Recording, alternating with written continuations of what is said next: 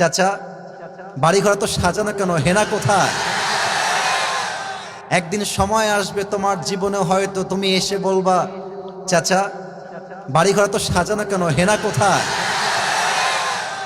আর চাচা বলবে, বাবা হেনার তো বিয়ে হয়ে গেছে, তুমি বাস খাও, তুমি গাঞ্জা খেয়ে ঘুরে বেড়াও।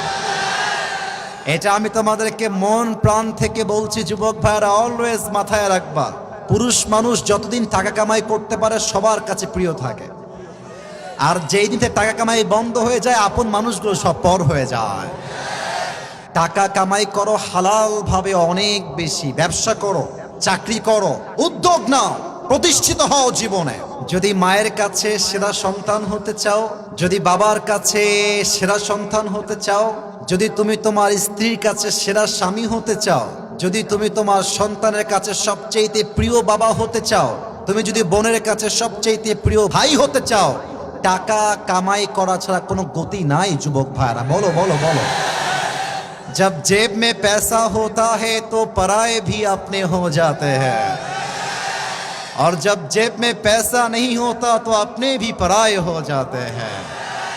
পকেট ভর্তি টাকা থাকলে ভালোবাসার মানুষের কোনো অভাব হয় না বাংলাদেশে, আর পকেট খালি হয়ে গেলে ঘরের আপন বউটাও পর হয়ে যায়। এজন্য আমি মাঝে মাঝে বলি, जब जेब में हो पैसे तो लोग पूछते हैं तुम हो कैसे, और जब तुम हो जाओगे कंगाल कोई पूछने नहीं आएगा तुम्हारा हाल। পকেট ভর্তি টাকা, বলবে হাউ আর ইউ, কেমন আছেন ভাইয়া আপনি, আর যখন পকেট খালি বলবে হু আর ইউ, তুমি কে, তোমাকে তো চিনতে পারছি না ভাই আমি।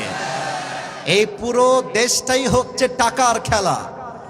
এই টাকার জন্য হাজার হাজার যুবক তার পছন্দের মেয়েকে বাংলাদেশে বিয়ে করতে পারে না, এবং এই টাকার জন্য আমি মেয়েদেরকে অসম্মান করে কথা বলছি না, সব মেয়েকে আমি আসিফ এক পাল্লায় মাপি না।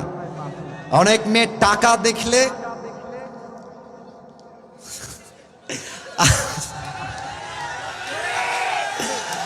টাকা দেখলে আর সরকারি চাকরি দেখলে টাকলার সঙ্গে বিয়ের পিড়িতে বসে যায় না, এমন মেয়ে তো বাংলাদেশে নাই।